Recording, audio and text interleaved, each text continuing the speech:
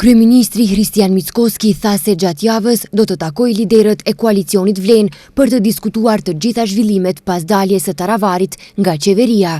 I pyetur se çfarë do të ndodhë me funksionarët e tjerë të ASH-s së Taravarit që akoma mbajnë pozita drejtuese, Mickoski tha se gjithçka do të mësohet gjatë kësaj jave.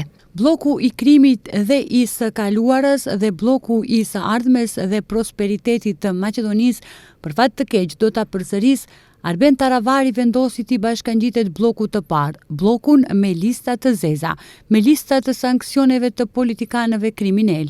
Këtë javë do t'jenë shumë gjëra më të qarta. Unë pres që të takohem me njerëzit që janë në Vlen dhe të flasim për ardhmërinë e qeverisë. Koalicionit me një program të qartë deri në zgjedhjet lokale dhe më pas, kështu që shumë punë do të dihen këtë javë, tha mes tjerash Mickoski. Nga ana tjetër, Vlen pret që trendi i braktisjes së Taravarit nga mbështetësit e partisë së tij të vazhdojë. Ky qëndrim vjen një ditë pasi deputeti Salim Sulejmani paralajmëroi dorëheqje nga pozitat në ASH dhe nga posti i deputetit. Një ditë më parë u prononcua edhe zëvendës kryeministri Arben Fetai.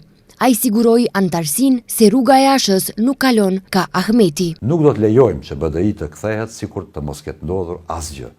Ata duhen përballen me të vërtetat që i kanë shmangur për 2 dekada me radhë. Këtu nuk bëhet më fjalë për individin. Këtu është në pyetje dinjiteti jon kolektiv.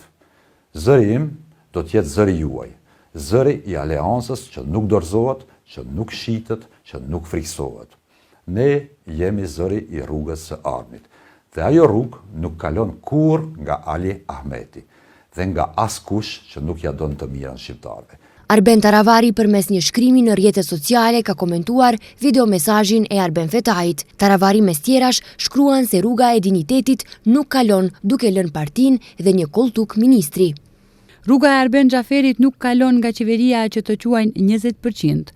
Rruga e ndryshimit nuk kalon duke kërcënuar me burgje shqiptarët. Rruga e ndryshimit nuk kalon duke shitur pozitën e deputetit për të shkuar ambasador në Arabi. Rruga e dinjitetit nuk kalon duke lënë partinë për një kolltuk ministri, ka shkruar Taravari. Gjatë ditës së djeshme dorëheqje nga posti i deputetit ka dhënë Salim Sulejmani.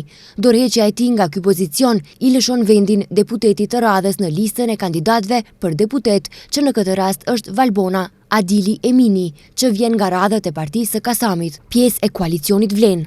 Në këtë rast, partia e Taravarit rrezikon që të mos mund të formojë grup parlamentar, pasi mbeten vetëm 4 deputet nga 5 sa duhet të ketë minimum për formimin e grupit parlamentar.